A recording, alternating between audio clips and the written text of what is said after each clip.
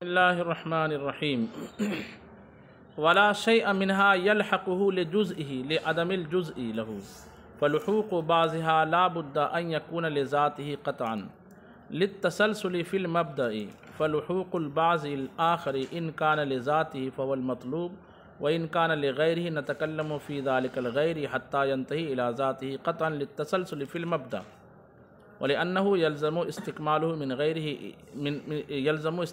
مِنْ غَيْرِهِ إِذَا ثَبَتَ ذَلِكَ يُمْكِنُ أَنْ يَكُونَ الشَّيْءُ الْوَاحِدُ مَوْضُوعَ الْعِلْمَيْنِ وَيَكُونُ تَمْيِيزُهُمَا بِحَسْبِ الْأَعْرَاضِ الْمَبْحُوثِ عَنْهَا۔ چلیں یہ عبارت تو میں نے پڑھ دی تھی نا،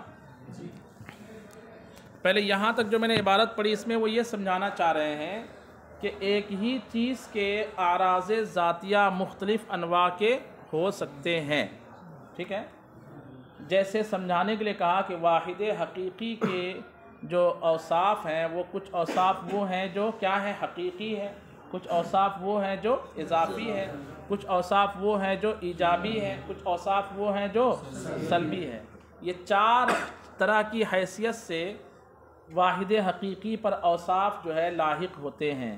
اب ایک اعتراض ہوا کہ یہ چیزیں جو اللہ کے لیے عارض ہیں یہ عرض ذاتی کے طور پر عارض ہے یا عرض لاحق کے طور پر عارض ہے، وہ نا عرض بالغیر، غیر کے سبب لاحق ہے۔ تو یہ دعویٰ سمجھانے کے لیے یہ چیزیں اس کے لیے عرض ذاتی ہے، اس کو سمجھانے کے لیے یہاں تک کی عبارت ہے۔ عبارت میں تھوڑی سی جو ہے پیچیدگی ہے، اس کو میں سمجھانے سے پہلے ایک تمیز بیان کرتا ہوں، اس کو سمجھیے۔ ایک چیز ہے مثال کے طور پر جو ہے یہ کیا ہے، ڈیسک ہے نا، اس کو کچھ چیزیں بطور جو چیزیں اس کو جو چیزیں عارض ہے وہ عارض جو ہے وہ تین طریقے سے ہو سکتی ہے، یا تو جز ہو کر عارض ہو، یا امر مباین ہو کر عارض ہو، یا اس کی صفت ہو کر عارض ہو، یا تو جز ہو کر عارض ہو یا ٹھیک ہے۔ مثال کے طور پر جو ہے اس کا یہ ایک حصہ اس کو عارض ہے، یہ پورا اس ایک حصے پر مشتمل، ایک ٹکڑے پر، یہ گول والا جو ہے یہ اس کو عارض ہے، یہ اس کو لیکن جز ہو کر عارض ہے، یعنی اس سے ملی ہوئی ہے، لگی ہوئی ہے، تو ہم کہیں گے کہ یہ اس چیز سے موصوف ہے، لیکن کیسے موصوف ہے؟ جز ہو کر۔ اور جز جو ہے جز کی طرف کل محتاج ہوتا ہے کہ بغیر جز کے کل۔ ایک ہے امر مباین کے اعتبار سے، مثال کے طور پر اس کی حقیقت تو جو ہے پلاسٹک ہے لیکن اس کو رنگ عارض ہے، رنگ کیا ہے؟ عارض ہے، رنگ کیا ہے؟ امر مباین یعنی غیر، کہ وہ نہ ہو تو اس کا کالا ہونا نہیں پایا جائے گا۔ اگر رنگ کالا نہ ہوتا تو اس کا کالا ہونا، اس کا کالا ہونا اس کو عارض ہے، کس اعتبار سے؟ امر مباین کے اعتبار سے، اس کی حقیقت میں داخل، اس کا جز۔ اور تیسری چیز ہے کہ صفت کے اعتبار سے وہ چیز اس کو عارض ہو، کس طور پر؟ پہلے دو چیز کا رد کریں گے، کہتے ہیں ہم یہ پوچھتے ہیں کہ اللہ تبارک واحد حقیقی اللہ تبارک و تعالیٰ کے لیے جو صفات ہیں وہ صفات جو اس کو عارض ہیں جز ہو کر عارض ہے یا امر مباین ہو کر عارض ہیں؟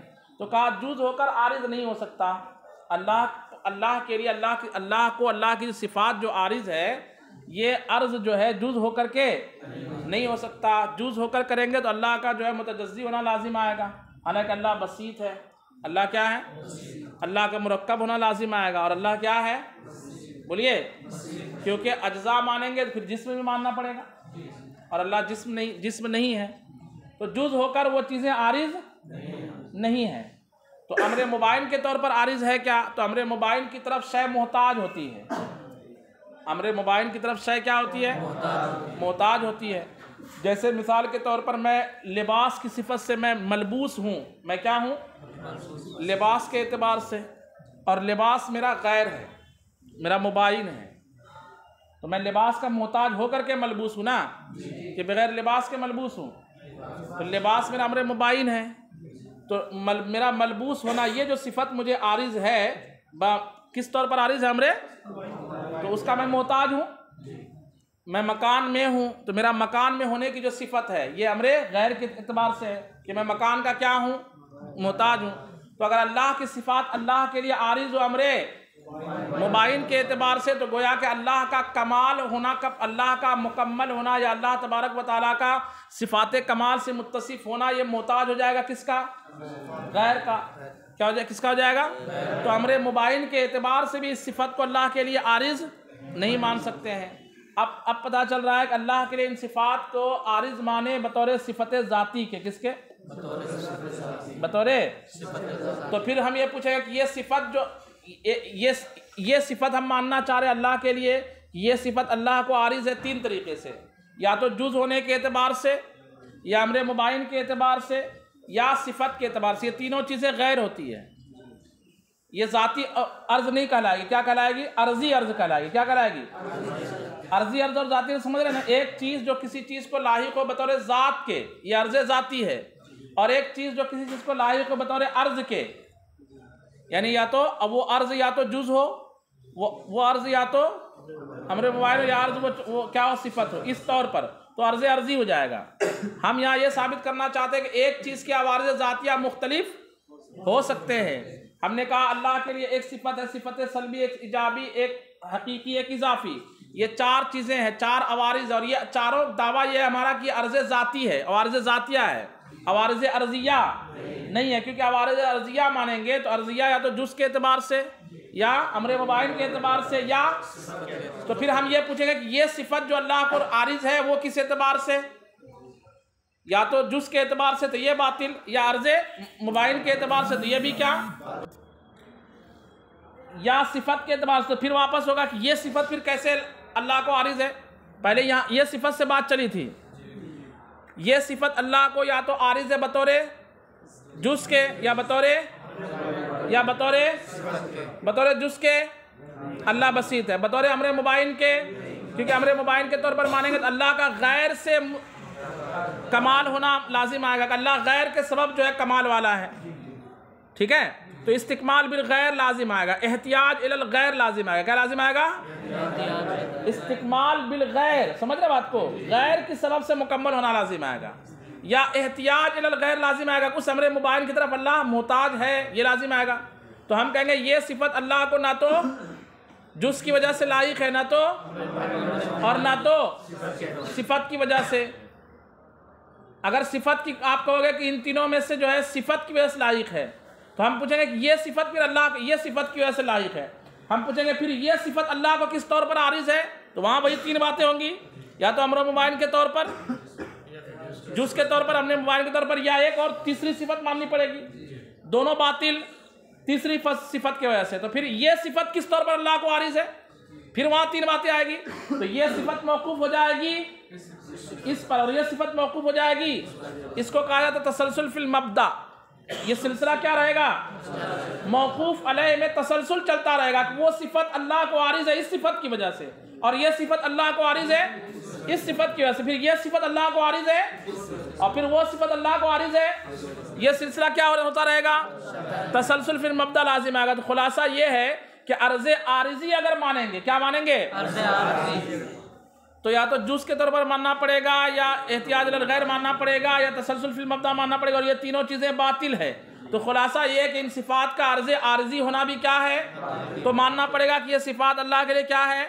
عرض ذاتی ہے۔ اور عرض ذاتی میں تعدد ہوا کہ نہیں ہوا؟ ایک عرض ذاتی اضافی، ایک عرض ذاتی بولو بھائی اضافی کے مقابل حقیقی، ایک عرض ذاتی حقیقی، ایک عرض ذاتی ہونا طے ہو گیا نا، اور ایک عرض ذاتی سلبی۔ تو تعدد ہوا کہ نہیں ہوا؟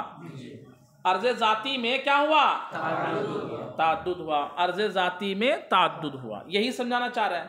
تو عوارض ذاتیہ جو ہے متنوع ہو سکتے ہیں، مختلف ہو سکتے ہیں۔ اب جس اعتبار سے جن مختلف جہتوں سے بحث کریں گے تو ایسا ہو سکتا ہے کہ یہ دو علم ہو، الف اور با، اور اس کا ایک موضوع ہو یہ جیم، اور جیم کی حیثیتیں کیا ہو؟ ایک حقیقی، ایک اضافی، ایک سلبی، ایک ایجابی۔ تو اس جہت سے یعنی یہ موضوع جو ہے ایک علم کا ہو صفت حقیقی کے اعتبار سے، اور یہی چیز موضوع ہو دوسرے علم کا صفت اضافی کے اعتبار سے، یہی چیز موضوع ہو تیسری کا صفت سلبی کے اعتبار سے، یہی چیز موضوع ہو چوتھے علم کا صفت، سمجھ رہے بات کو؟ ایسا ہو سکتا ہے۔ تو کہا یہ تو آپ نے مطلب تصوراتی طور پر ہم کو سمجھا دیا، حقیقت میں آپ کوئی ایسی مثال دیجئے کہ جس میں موضوع ایک ہو، اس کی حیثیتیں دو ہو، اور وہ ایک چیز کتنے علم کا موضوع ہو۔ اس کی کوئی مثال ہے؟ کہا ہم آپ کو مثال بھی دیتے ہیں۔ مثال میں انہوں نے نیچے مثال بیان کی ہے۔ اس بیچ میں ایک اعتراض ہے۔ اعتراض یہ ہے کہ آپ یہ کہہ رہے ہو کہ ایک ہے موضوع اور ایک ہے موضوع پر جو چیزیں، موضوع کے جو چیزیں ثابت کر رہے ہیں، موضوع کا اضافی ہونا، جیسے یہاں اس مثال میں سمجھیے اللہ کی صفت کا حقیقی ہونا، یہ محمول ہے۔ اللہ کی صفت حقیقی ہے، اللہ کی صفت اضافی ہے، اللہ کی صفت، تو صفات موضوع ہے اور وہ اس کے محمولات ہیں۔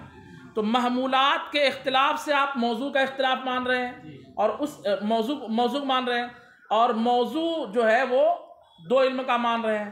ابھی تک اصطلاح اس بات پر تھا، ابھی تک اصطلاح اس بات پر تھی کہ موضوعات کے اعتبار سے علم مختلف ہوتے ہیں، اور آپ ابھی کیا کہہ رہے ہیں کہ محمولات کے اعتبار سے علم کیا ہوگا، یعنی موضوع ایک، اس کے محمولات چند۔ تو ہو سکتا ہے کہ یہی ایک موضوع اپنے چند محمولات کی بنیاد پر چند علم کا کیا بنے، ایک موضوع بنے۔ سمجھ میں بات آ رہی ہے؟ تو ابھی تک تو موضوعات کے ایک ہونے سے علم کا ایک ہونا، اور موضوعات کے چند ہونے سے علم کا چند، علم کا موضوعات کے وہی موضوعات۔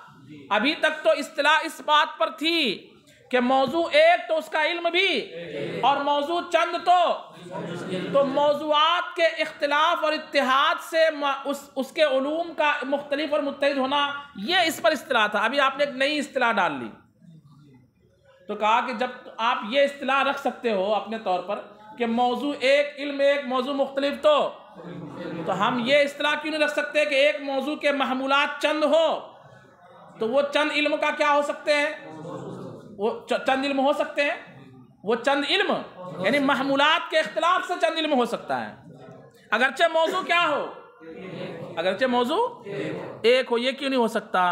تو یہ سوال اور جواب کر کے انہوں نے بات کو ختم کر دیا۔ دیکھیے ترجمہ، کہتے ہیں کہ وَلَا يَضُرُّ أَن يَكُونَ بَعْضُهَا حَقِيقِيَّةً، اور اچھا یہ تو ہو چکا نیچے سے نا، وَلَا شَيْءَ مِنْهَا، اور ان صفات میں سے کوئی بھی صفت ایسی نہیں، يَلْحَقُهُ، جو واحد حقیقی کو لاحق ہوتی ہو، لِجُزْئِهِ، کس سبب سے؟ وہ جو 3 صورتیں ہم نے بیان کی نا، لِجُزْئِهِ، جز کی وجہ سے۔ کیوں ایسا نہیں ہو سکتا کہ اللہ کی صفات، ان صفات میں سے کوئی بھی صفت اللہ کو لاحق ہو؟ کیسے؟ جز کی وجہ سے۔ کیوں نہیں؟ لِعَدَمِ الْجُزْءِ لَهُ، کیونکہ واحد حقیقی کا کوئی جز ہی نہیں، وہ بسیط ہے، ٹھیک ہے۔ فَلُحُوقُ بَعْضِهَا لَا بُدَّ أَن يَكُونَ لِذَاتِهِ قَطْعًا، تو بعض صفات کا لاحق ہونا ضروری ہے کہ کیسے ہو؟ بالذات ہو، قطعی طور پر ہو۔ نہیں مانیں گے تو لِلتَّسَلْسُلِ فِی الْمَبْدَئِ، مبدا میں کس وجہ سے؟ تسلسل کی وجہ سے۔ یعنی اگر آپ یہ کہو گے کہ بعض صفات اس کو لازم ہے ذات کے طور پر، بعض عارضے کے طور پر، تو ہم کہیں گے وہ عارض کے طور پر جو لازم ہے اس میں پھر وہی تین باتیں، تو اس سے کیا لازم آئے گا؟ مبدا میں تسلسل لازم۔ فَلُحُوقُ الْبَعْضِ الْآخَرِ إِنْ كَانَ لِذَاتِهِ فَهُوَ الْمَطْلُوبُ، تو بعض دوسری صفات کا لاحق ہونا اگر بالذات ہو تو یہی ہمارا کیا ہے؟ مطلوب ہے۔ وَإِنْ كَانَ لِغَيْرِهِ، اور اگر بالغیر ہو وہ لاحق ہونا کیا ہو؟ نتکلم فی ذالک الغیر، تو اس غیر میں ہم کیا کریں گے کہ وہ غیر جز ہے یا مباین ہے یا صفت ہے؟ جز ہے، مباین ہے، پھر وہی سلسلہ چلتا رہے گا۔ حتی ینتہی الی ذاتہ، یہاں تک کہ بات کہاں تک پہنچے گی؟ اس کی ذات تک پہنچے گی قطعی طور پر۔ للتسلسل فی المبدا، ایسا کیوں ہوگا؟ مبدا میں تسلسل کی وجہ سے۔ وَلِأَنَّهُ يَلْزَمُ اسْتِكْمَالُهُ مِنْ غَيْرٍ، اور اس لیے بھی کہ اس سے کیا لازم آئے گا؟ غیر کے ذریعے سے استکمال، اللہ کا مکمل ہونا لازم آئے گا۔ اور یہ دونوں باتیں درست نہیں، نہ تو تسلسل فی مبدا درست، نہ استکمال۔ تو پیچیدگی عبارت میں ہے کہ نہیں؟ اگر میں آپ کو تمیدی طور پر وہ باتیں نہیں سمجھاتا جو بھی سمجھایا، تو یہ استکمال الغیر آپ کو سمجھ میں نہیں آتا، تسلسل فی المبدا سمجھ میں نہیں آتا۔ فَإِذَا ثَبَتَ ذَلِكَ، تو جب یہ بات ثابت ہو گئی کہ اللہ کو جو صفات لاگو ہے بطور عرض ذاتی کے، بطور عرض عارض کے نہیں، يُمْكِنُ أَن يَكُونَ الشَّيْءُ الْوَاحِدُ مَوْضُوعَ عِلْمَيْنِ، تو ممکن ہو جائے گا کہ ایک ہی چیز دو علم کا کیا ہو جائے؟ موضوع ہو جائے۔ پھر علم کا علم ممتاز کیسے ہوں گے؟ ابھی تک اصطلاح اس بات پر تھی کہ علم ممتاز کیسے ہوتے ہیں؟ موضوع کے الگ الگ ہونے سے. اور ابھی آپ کہہ رہے کہ نہیں، علم ممتاز ہوتا ہے موضوع کے محمولات سے. یہ نئی اصطلاح آپ نے گھڑ لی، کہا نئی اصطلاح ہم گھڑ سکتے ہیں، بنا سکتے ہیں. اس کا جواب ہے، کہتے ہیں کہ وَيَكُونُ تَمْيِيزُهُمَا، اور دو علموں کا آپس میں الگ ہونا سمجھا جائے گا بحسب الاعراض، ان عوارض ذاتیہ سے، المبحوث عنہا، جن سے کیا کی جا رہی ہے؟ بحث کی جا رہی ہے. وَذَلِكَ لِأَنَّ اتِّحَادَ الْعِلْمَيْنِ وَاخْتِلَافَهُمَا، اور ایسا اس لیے ہوگا کہ دو علموں کا اتحاد اور دو علموں کا مختلف ہونا بحسب اتحاد المعلومات و اختلافها، معلومات کے متحد ہونے اور معلومات کے مختلف ہونے کے سبب سے تھا. والمعلومات هي المسائل، اور معلومات کیا ہے؟ کس چیز کا نام ہے؟ مسائل کا نام ہے. کوئی بھی کسی بھی علم میں کوئی مسائل. فَكَمَا أَنَّ الْمَسَائِلَ تَتَّحِدُ وَتَخْتَلِفُ بِحَسْبِ مَوْضُوعَاتِهَا، تو جس طریقے سے مسائل متحد بھی ہوتے ہیں، مختلف بھی ہوتے ہیں اپنے موضوع کے اعتبار سے. وَهِيَ رَاجِعَةٌ إِلَى مَوْضُوعِ الْعِلْمِ، اور یہ چیز رجوع کرنے والی ہے علم کے موضوع کی طرف. فَكَذَلِكَ تَتَّحِدُ الْمَسَائِلُ وَتَخْتَلِفُ بِحَسْبِ مَحْمُولَاتِهَا، تو ایسے ہی مسائل متحد ہوں گے اور مختلف ہوں گے کس اعتبار سے؟ محمولات کے اعتبار سے. وہی راجعۃ الی تلک الاعراض، اور محمولات کدھر رجوع کرتے ہیں؟ اعراض ذاتیہ کی طرف. تو مطلب یہ ہو جائے گا کہ جیسے موضوعات کے اختلاف و اتحاد سے علم میں، پیچھے ہم نے پڑھا کہ پہلے موضوع مختلف کب ہوتے ہیں؟ جب بحثیں مختلف ہوں. بحثیں کیا ہوں؟ موضوع کا اختلاف یہ تقاضا کرتا ہے مسائل اور بحث کے اختلاف کا، اور بحث کا اختلاف تقاضا کرتا ہے علم کے اختلاف کا. تو گویا کہ علم کا اختلاف تقاضا کرتا ہے موضوع کے. اور یہاں پہ کیا ہو رہی ہے کہ محمول کا اختلاف تقاضا کرتا ہے بحثوں موضوعات کے مسائل کے اختلاف کو، اور مسائل کا اختلاف تقاضا کرتا ہے علم کے اختلاف کو. نہیں سمجھ رہے بات کو؟ یعنی مسائل کے اختلاف دو طریقے ہوں گے. نمبر ایک، موضوع مختلف ہو. نمبر دو، موضوع مختلف نہ ہو بلکہ موضوع کے انواع اور حالات کیا ہوں. تو دونوں اعتبار سے علم کا مختلف ہونا لازم آ جائے گا. تو موضوعات کے اختلاف سے بھی علم مختلف ہو سکتا ہے، اور موضوعات کے الگ الگ انواع جب نکالیں گے اس کے اختلاف سے بھی علم کیا ہو سکتا ہے؟ مختلف ہو سکتا ہے.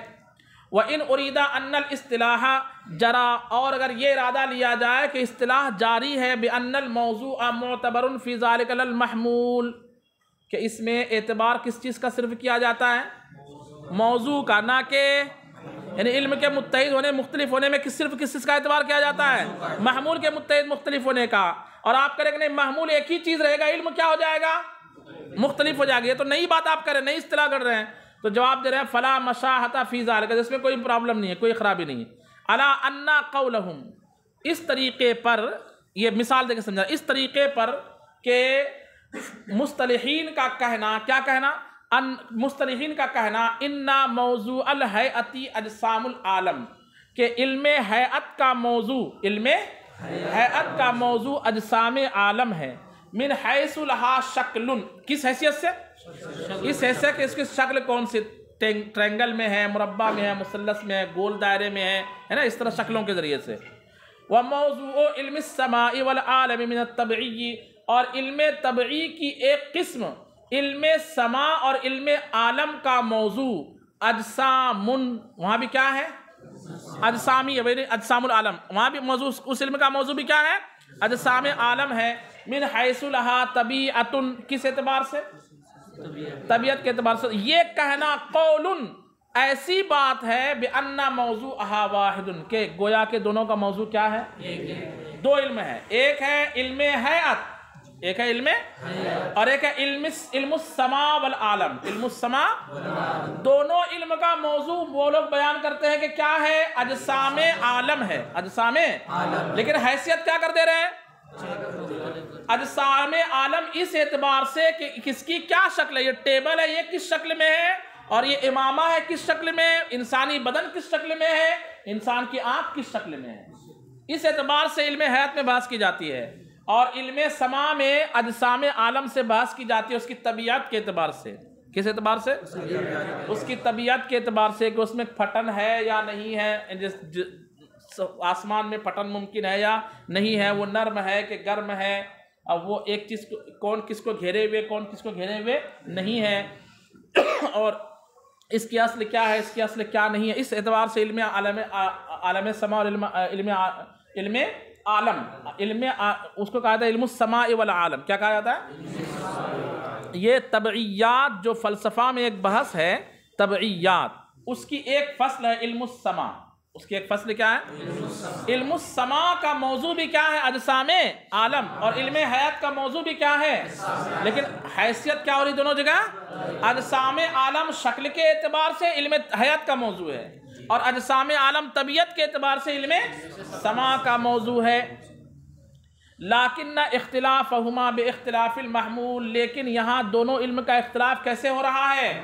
موضوع کے اختلاف سے نہیں، بلکہ موضوع تو ایک ہی ہے، اور وہ کیا ہے؟ اجسام عالم. لأن الحیثیت فیہما بیان المبحوث عنہا لا انہا جزء الموضوع، اس لیے کہ حیثیت ان دونوں علم میں مبحوث عنہ کی وضاحت ہے، نہ یہ کہ موضوع کا جز ہے. وہ موضوع کا جز نہیں ہے، بلکہ مبحوث عنہا جو ہے وہ شکل اور دوسری چیز بولیے طبیعت، شکل اور طبیعت، اس چیز کا بیان ہے. تو وَإِلَّا يَلْزَمُ أَلَّا يُبْحَثَ فِيهِمَا عَنْ هَاتَيْنِ الْحَيْثِيَتَيْنِ، ورنہ تو لازم آئے گا کہ ان دونوں علموں میں ان دونوں حیثیت سے بحث نہ کی جائے.